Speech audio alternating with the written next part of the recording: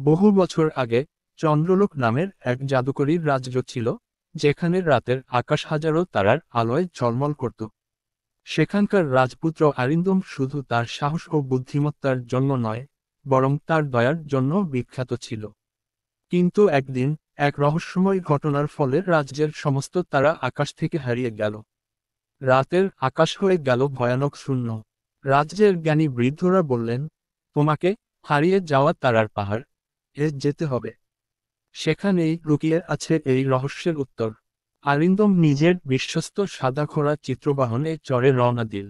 পথে সে এক পরিত্যক্ত মন্দির পেল, যেখানে এক বৃদ্ধ সন্ন্যাসী তাকে থামিয়ে বললেন, এই রহস্য খুব গভীর। যে তুমি দেখছ সব হয়তো সত্য নয়। পাহাড়ে পৌঁছানোর আগে আবছা নগর এ যেতে হবে, কারণ সব উত্তর সেখানেই লুকিয়ে। আরিন্দম কিছু না বুঝলেও বৃদ্ধের কথা শুনে আবছা নগরের দিকে রওনা দিল। নগরটি ছিল কুয়াশায় ঢাকা, আর সেখানে এক ছায়ামূর্তি তার পথ আটকাল। তুমি যদি তারাগুলো ফিরিয়ে আনতে চাও, তবে বলো, সবচেয়ে বড় সত্য কি? আরিন্দম একটু ভাবল, তারপর বলল, সবচেয়ে বড় সত্য হলো, সবকিছু যা দেখা যায় তা সত্যি নাও হতে পারে। সঙ্গে সঙ্গে কুয়াশা মিলিয়ে গেল, আর আবছা নগরের এক গোপন দরজা খুলে গেল। দরজার ওপারে আরিন্দম যা দেখল, তাতে তার চোখ বিস্ময়ে বড় হয়ে গেল। সেখানে সে দেখল, তারাগুলো হারিয়ে যায়নি, বরং কাউকে লুকিয়ে রাখা হয়েছে। আর লুকিয়ে রাখা ব্যক্তি আর কেউ নয়, তার নিজের রাজ্যের জাদুকর। জাদুকর বলল, আমি জানতাম তুমি এসে যাবে। আমি তারাগুলো লুকিয়েছি কারণ রাজ্যকে বোঝাতে চেয়েছিলাম, আলোর সবসময় বাইরে থেকে আসে না, কখনো কখনো তা নিজের ভেতরেই খুঁজে নিতে হয়। আরিন্দম হেসে বলল, তাহলে আমার রাজ্যের মানুষকে আমি এক শিক্ষা দেব, আমরা যদি একসঙ্গে থাকি, তবে অন্ধকার কখনো স্থায়ী হতে পারে না। তারপর সে জাদুকরের দেয়া সোনালি চাবি দিয়ে আকাশের কপাট খুলে দিল, আর সব তারা একে একে ফিরে এলো। তারাগুলো ফিরে আসার পর চন্দ্রলোক আবার আগের মতো উজ্জ্বল হয়ে উঠল।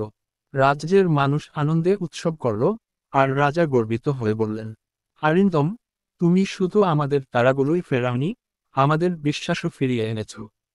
কিন্তু রাজপুত্রের মনে তখনও এক প্রশ্ন ঘুরছিল, জাদুকর কি কি বলতে চেয়েছিল।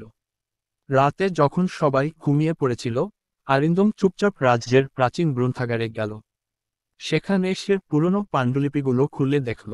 এটি পুরনো গ্রন্থে লেখা ছিল, এই রাজ্যের প্রথম রাজা ছিলেন এক মহান জাদুকর, যিনি তার ক্ষমতা ত্যাগ করে সাধারণ মানুষের মতো রাজ্য শাসন করেছিলেন। কিন্তু তার হারানো শক্তি একদিন ফিরে আসবে, যখন প্রকৃত উত্তরাধিকারী তা খুঁজে পাবে। আরিন্দম বিস্ময়ে দেখল, সেই জাদুকরের নাম ছিল অরুন্ধতী, যা তার নিজের মায়ের নাম।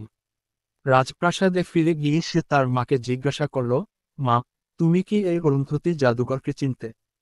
তার মা গভীর শ্বাস নিয়ে বললেন, হ্যাঁ আরিন্দম, তিনি আমার পূর্বপুরুষ ছিলেন। আমাদের রক্তেই রয়েছে সেই জাদুকরের শক্তি, কিন্তু আমরা কখনো তা ব্যবহার করিনি, কারণ সত্যিকার শক্তি মানুষের প্রতি ভালোবাসা ও ন্যায়বিচারে নিহিত। আরিন্দম বুঝতে পারল, সে কোনো জাদু বা অতিপ্রাকৃত শক্তির মাধ্যমে রাজ্য শাসন করবে না। সে তার জ্ঞান, বুদ্ধি ও মানুষের প্রতি ভালোবাসা দিয়েই রাজ্যকে সুশাসন দেবে। পরদিন সকালে সে রাজদরবারে এসে বলল, আমাদের রাজ্যের সত্যিকার শক্তি জাদু নয়, বরং একতা, ভালোবাসা আর আত্মত্যাগ।